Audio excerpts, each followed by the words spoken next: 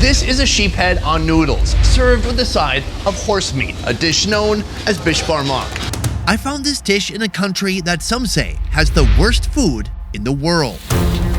So today, I'm trying out this country's most commonly eaten cuisine to get the real story. I can see just a pool of grease on the bottom. When is the last time you had palau? Yesterday. Okay, really?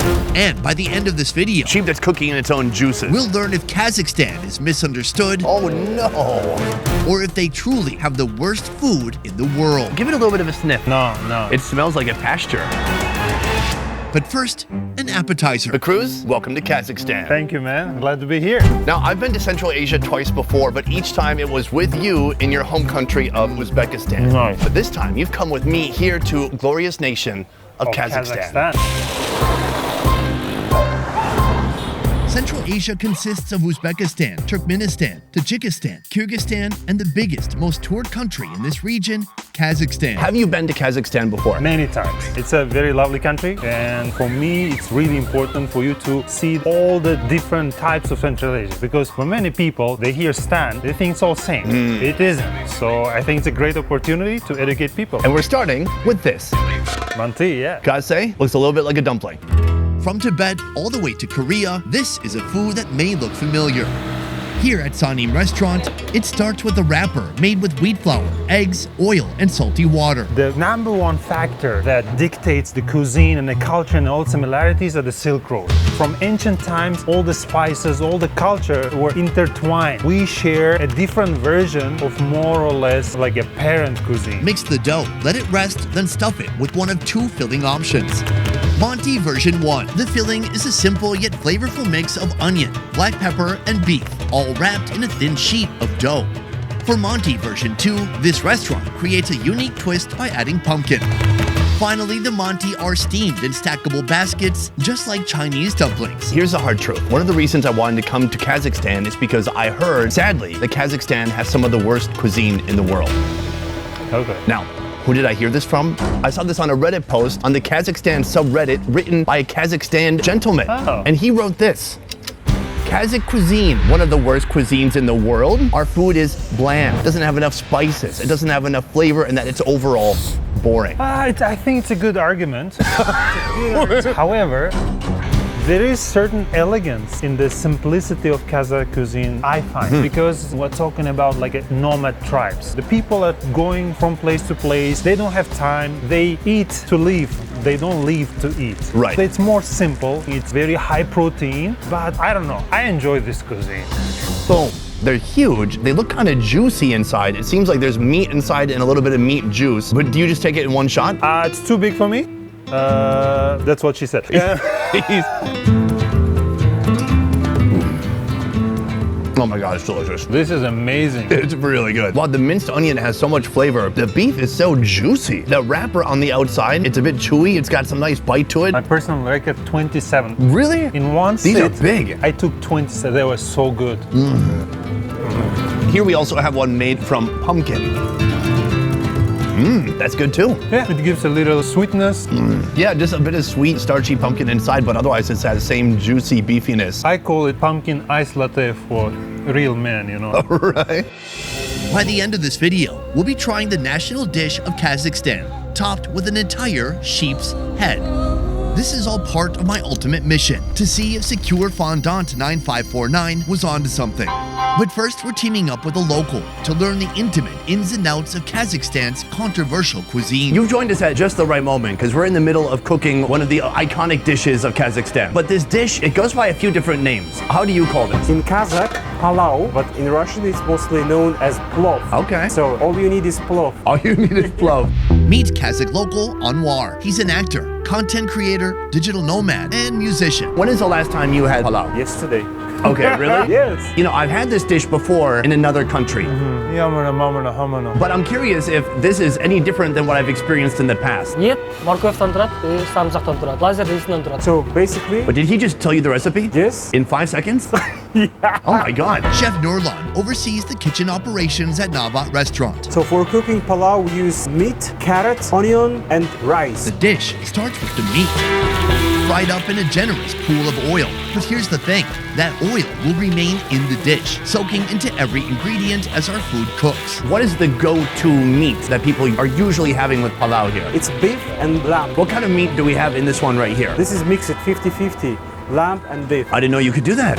Next, add onion, cumin, salt, yellow carrots, orange carrots, some chilies, a bit of water, some more salt and pepper. Add some weight to this mass of food with a ceramic plate to help everything cook evenly for about an hour before moving on to the next step. But before we see this dish reach its final form, a quick word from the sponsor of this video, BetterHelp. Let's take a moment to talk about rejection. It's something we've all faced and something we all know sucks. Like the time I applied for a radio job and didn't get it. Or like that time I got fired from Applebee's. Or like that time I thought I was gonna marry my girlfriend and she dumped me.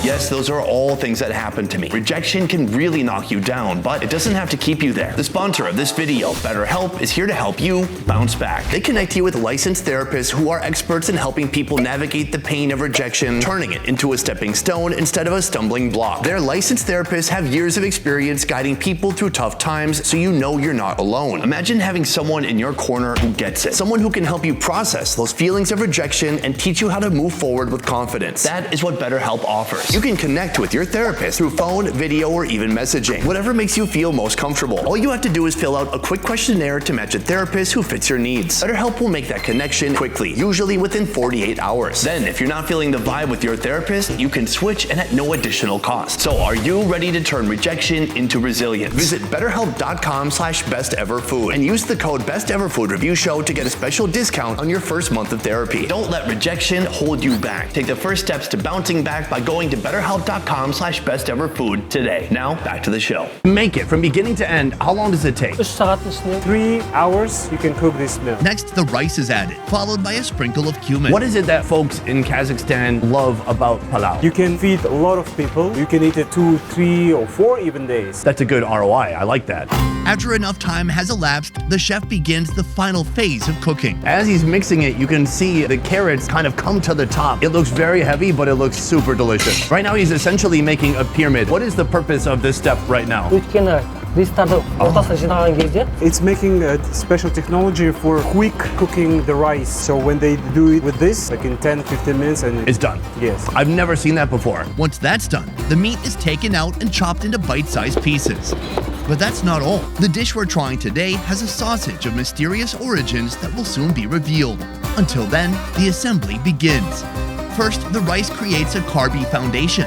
The meat, then the sausage, raisins, and some boiled quail eggs. Finally, it's topped off with a few chilies for that extra bit of kick.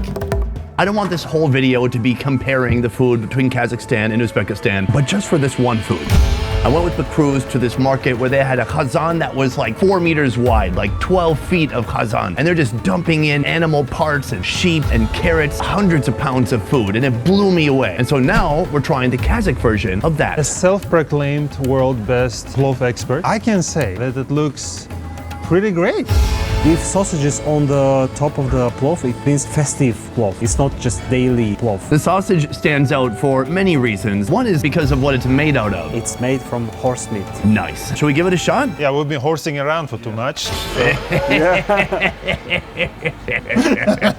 So I've got some raisins, some carrots, some beef, some sheep. Cheers, let's go for it. It's nice. The rice has such a good texture to it. It's al dente. Exactly, it's al dente rice, meaning it's not soft, it's got a nice bite to it. It's almost a little bit chewy. This is the key to plov. Oh boy. Chili. Fresh, fragrant, somewhat spicy. That makes a big difference. Very fresh. The flavor is a little bit different from what I've experienced in Uzbekistan. And I would say it's a lot more beefy, where there's a very distinct flavor in the Uzbek plov because of one ingredient, the fat from the ass of a sheep, the dumba. Do you guys eat dumba in Kazakhstan? Yes. You do? we eat, yes. Okay, there's one protein that remains to be eaten. That is the horse sausage. It's salted horse meat. It's very healthy. If you have in a fridge at least one sausage, it's one of the reasons to be happy. Okay. Let's do it.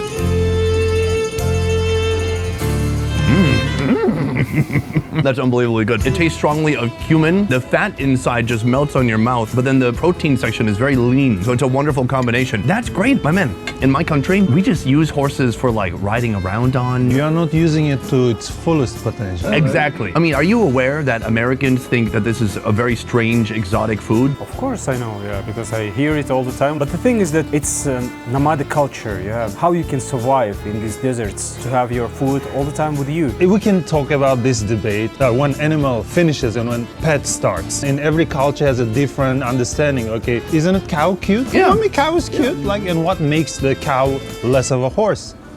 Less of a friend as a horse, right? We have two types of horses. Horses which we use as a transport and horse which we eat. Basically, we eat horses which we don't have emotional connection.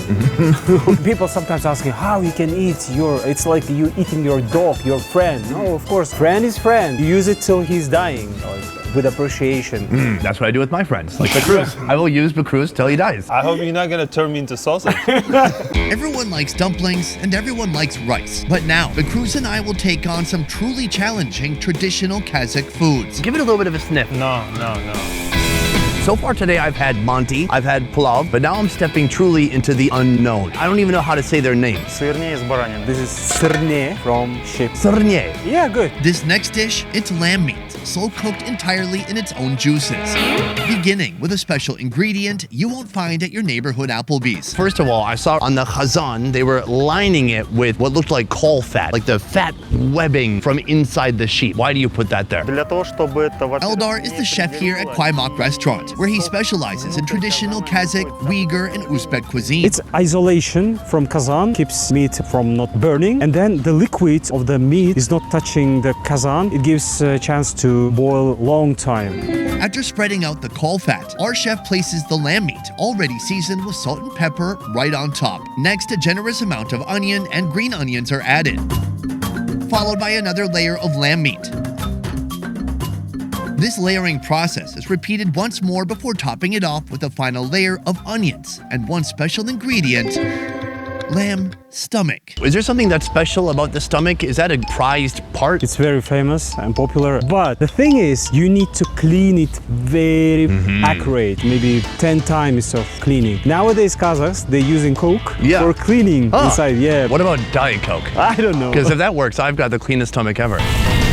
After it's left to cook over a wood fire for 3 hours, fried potatoes are added in and left to simmer. It's ancient dish of nomadic culture. Before, they cook it a bit different, so they put all ingredients inside the stomach, and then this stomach, it was like Kazan, and they put it into the hole and made a fire there. After 3-4 hours, it was ready. The goal of this dish is to achieve incredibly tender meat. So in addition to slow cooking, only the youngest, most innocent lamb is used. Gentlemen, what a romantic atmosphere it is out here. Is every Kazakh restaurant just completely over the top with plastic horses and like these big structures and curtains? Yeah, unfortunately, it's very famous here, that kind of style. Well, why do you say unfortunately? Because sometimes it's ugly, but this one is okay. I like it here. 2 dishes that I frankly have never seen before. I started with something familiar, and then now we're in very foreign territory. I want to start with this right here. Bekruz, if you didn't know, this is called Radakh. I don't think that's what it's called. Can you tell me the name of the second dish? Kuyrdak. Kuyr, it means a verb, make fry. But dak, it's like something fried. Kuyrdak. So frying the fried thing. Yes. Okay. All the odds and ends of the lamb that didn't make their way into the Syrne are used to make a dish known as Kuyrdak, a mystery meat grab bag complete with lungs, heart, and lamb meat, all fried up with oil and onions. Add diced potatoes, a bowl of lamb broth, and stir until it's cooked all the way through. It looks delicious. I gotta be honest, it almost looks like a breakfast hash. Okay. What? That is like melting in my mouth. That's actually so delicious. You can definitely feel heart, kidney. Some things are more squishy, some are more dense, some are soft, but they all are much more tender than I expected. It's really good. It's super heavy. It's like a hangover food, you know? It's a hangover food. In a country that's 80% Muslim, it's a good hangover food. Soon, we'll be trying one of the most pungent foods in Kazakhstan. I don't have to bring it closer. I can feel it. It smells like a pasture. Yes. Cheers. But first, well, I'm having trouble understanding just what Kazakh food is. If I talk about Vietnam, I would say there's a lot of balance between heavy elements and lighter elements and fresh elements. How would you describe Kazakh food? Kazakhstan is the 9th largest country by territory and the largest landlocked country in the world, with vast grassland plains across the nation. Meat is a central point of our cuisine. As heavy food, as longer you can stay in the steppe. Deeply rooted in nomadic traditions, Kazakh cuisine was built on mutton and horse meat. You know, potato and other vegetables, it's new thing in Kazakh cuisine. Really? Yes, my grandmother told me that she remembered the day when one Russian guy bring them 50 kilo of potato, and her father, he didn't knew how to use this potato. He put it under the sun and then it's dried, you know, and they couldn't even eat. Yeah, it's a nomadic culture. You have a herd of the animal. There is never settlement. So that's why you forgot about agriculture, you forgot about horticulture, anything else. So your main cuisine is like meat-centric. It sounds like you're saying it's very high-calorie food. It's these calorie bombs that people needed in the past so they could work in the steppe, in the mountains. But these days, everybody's in their SUV going to an air-conditioned office. So the diet, in some regards, has remained the same. The lifestyle has changed dramatically. That's why we have a lot of overweight people. We have one word which describes that kind of person, agashka. It means, hey, fatty? Fatty, yeah. I was 136 kilograms before, and now I'm like 40 kilograms less. But do I still qualify? No, now you are not agashka. You are pre-agashka, maybe. So that's dish number one. But right here, we have something very special. This Bekruz is called Syrne. Syrne. Under the onions, you'll find what looks to me just to be meat. I think we can just pile some of this on our plates. It looks delicious. Nice. It's really good. Tender, juicy, it's still just steaming hot. And I gotta say, as flavoring goes, it is true. The cooking here, at least what I'm seeing on the table, it's not a lot of spices. No. That being said, it doesn't feel like anything's missing.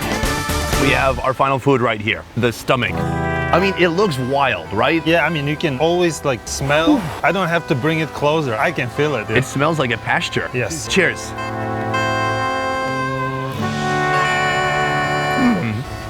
Of course. The taste that you would never ever mix with anything is like very distinctive. You don't like it? I like it. Yeah, you don't like it. Hold on, why are you eating some potato right away or fried bread? I'm washing it down, bro. Have another bite. Thank you very much. I'm good. It tastes like being in the middle of a cow pasture. It smells like manure. It does smell like manure. This is the most difficult part. Right. It's not easy to make something like this taste good. Yes. Honestly, in most cooking around other parts of Asia, it would probably need the help of some other ingredients. And here, it doesn't have that luxury. It's a bold flavor. I gotta say, it's not my favorite. But I don't hate it. Yeah, I don't hate it. Take another bite. Thank you very much. I'm good. We have one more exciting location to go to. We're going to be trying the national dish of Kazakhstan, a dish that is topped with a whole sheep head. But before that, I do have one more question for you. I want to know, what did you and other Kazakh people think about Borat? Cultural Learnings of America for Make Benefit of Glorious Nation of Kazakhstan, or Borat, is a movie released in 2006 starring British actor Sacha Baron Cohen. Globally, it was a hit, grossing over $250 million. Locally, it wasn't so appreciated. I think it's 70% hate, 30% it's okay. What was it from that movie that offended people here the most? Ignorance. Every woman is a prostitute. Journalists from Kazakhstan is such a stupid. One thing is true, that satire was really new for our culture. After being part of the Tsarist Empire and the Soviet Union for 260 years, Kazakhstan regained its independence in 1991, only about 15 years before Borat was released. As a country, we are young, 30 years of independence. Just imagine if you say something funny about a 15 years old guy. Fair. You would be offended. Even in that moment, I was angry because I didn't see the movie. I'll give you a very bright example. I hate movie Barbie. Maybe if I watch it, I will understand and like it. I'm not gonna watch it. But that was the same mindset. But once you watch it, you actually feel that it's making fun of US, being condescending, not understanding the culture. The whole point is that they haven't seen it. Borat made a good job for us. We had twice more tourists because of the Borat. Really? Yes. That's amazing. Yes. It's shocking to me to hear that it actually doubled tourism and made more people interested in coming to Kazakhstan. So, amazing. After trying the tripe, it looks like Bekruz is starting to side with Secure Fondant 9549. But before either one of us can cast final judgment on this nation's cuisine, we must try Kazakhstan's national dish. Put her there. A pleasure to meet you. I'm excited to be here. Sandik is a high-end restaurant with a fascinating approach. They take ancient nomadic Kazakh cuisine and elevate it to its highest potential using premium ingredients. Today, brand chef Manas is treating us to this country's must-try dish known as Beshbarmak, and it features not only horse meat, but also this. Ooh.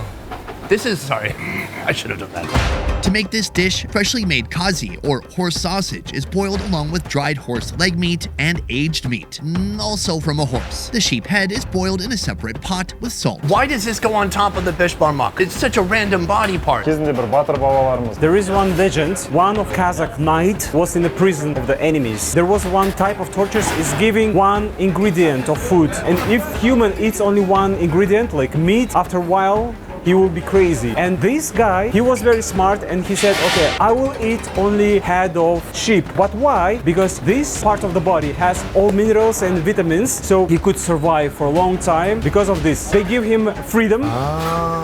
This is true story. Is true? Yeah. Very smart. I would have said pizza. 3 egg yolks are mixed into a bowl of flour, followed by salted water and a bit of oil. The dough is then kneaded, then left to rest for 30 minutes. After resting, the dough is kneaded again before being rolled out and cut into noodles. Food is very important thing in our culture, and through the food you could give information and signals to your guests. So if you're giving head without teeth, it is like the highest respect. The same in America, to be honest. But if you give head with the teeth, it means you have some offense for your guests. Boil the square noodles in a meat broth. This will become the base for our grand finale. This part, in ancient time, it was given for a woman, but this is for a very respectful man. Man, am I right? Nice. Now that the meats have finished boiling, the chef gets to slicing. First the dried meat, then the aged, then the triumphant horse sausage. On a plate, all the ingredients come together. The flat noodles, boiled potatoes, and horse meat in its various forms. The plate is garnished with boiled carrots, fresh chilies, caramelized onions, and some greens. Finally, the entire meal is crowned with a boiled sheep's head. This restaurant did something special for us. They usually serve this without the head. But I know that traditionally the head is such an important, vital part of the dish. We said, hey, can you throw in some head? They said yes, no teeth even. Yeah. But first, a special beverage. Fermented horse milk. Well, it's fermented. Does that mean there's alcohol in it? Around 4 or 5 degrees. Wouldn't that make it haram? It's very hard to get buzz on this. You need like liters and liters. You're gonna have something worse than a hangover if you do that. Yeah. Wow, it's so smoky. It tastes like burnt hay. Plus it's a bit sour. It's very thin. It's not like a creamy milk. They keep it inside the smoke bottle from the wood. Almost like a wine or bourbon, you know? And this is something that's actually on the menu. They have 6 different variations apparently. Oh, wow. Beshbarmak means 5 fingers. Cheers. And they call it that because that's exactly how you eat it. Wow. The noodles have a wonderful texture, gentle, delicate. They're the perfect base. Then alongside that, we have horse meat. That's like a slow-cooked horse brisket. Even though it's very lean, it's still very soft. That's delicious. Now this is the boiled horse.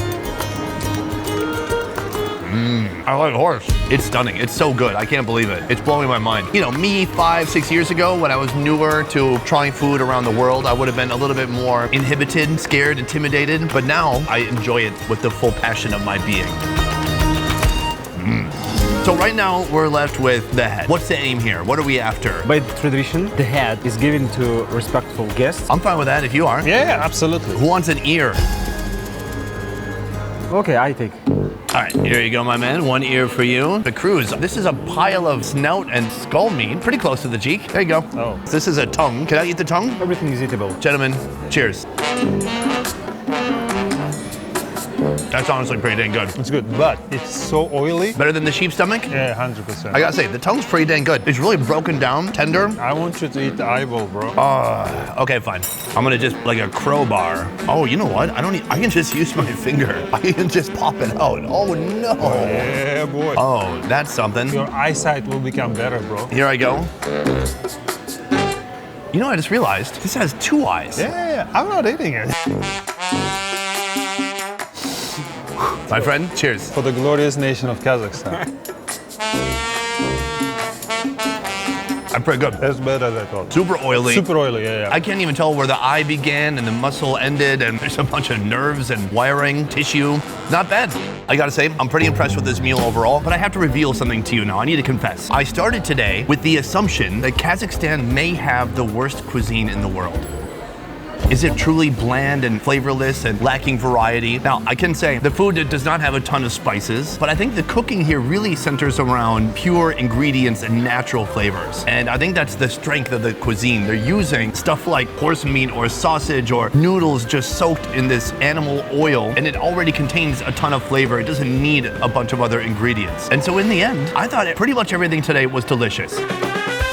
It's a wonderful place to be, amazing people, and the only way to explore it is just to visit Kazakhstan. It's so important to find good place or to go to real house, Kazakh house, and try local. Before we go, can you do me a favor? I would love it if you could say 2 words for me. Can you do it? Yeah. Can you say my wife?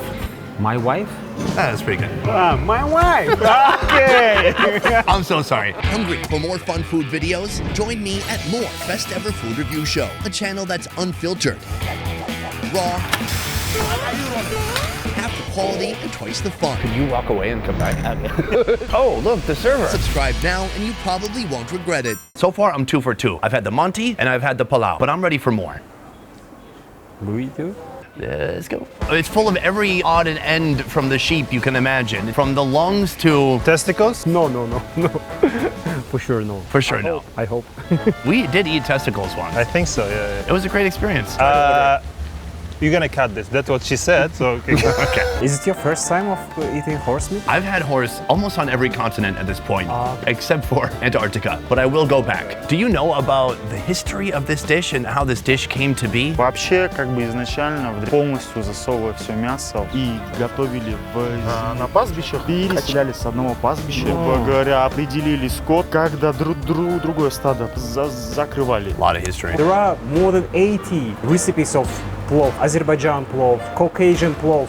Caucasian? Caucasian, I'm yeah. Caucasian. From Caucasus? Oh, people from Caucasus? Caucasus. Oh, I'm not from there. You know that by tradition, hat is given to big guests. You gotta start saying the head. Before we go, I want to say a huge thank you to Anuar. You can find him and follow him right here on his YouTube channel featuring travel and more. Anuar, thank you so much, my man. Thank you, Sonny. And finally, a big thank you to my man, Bekruz, right here. Bekruz, any last words? Well, welcome to Kazakhstan. We're probably gonna have to cut that for time. The video has a strict time limit. Thank you so much for watching. That's it for this one. I'll see you next time. And Peace. Bye.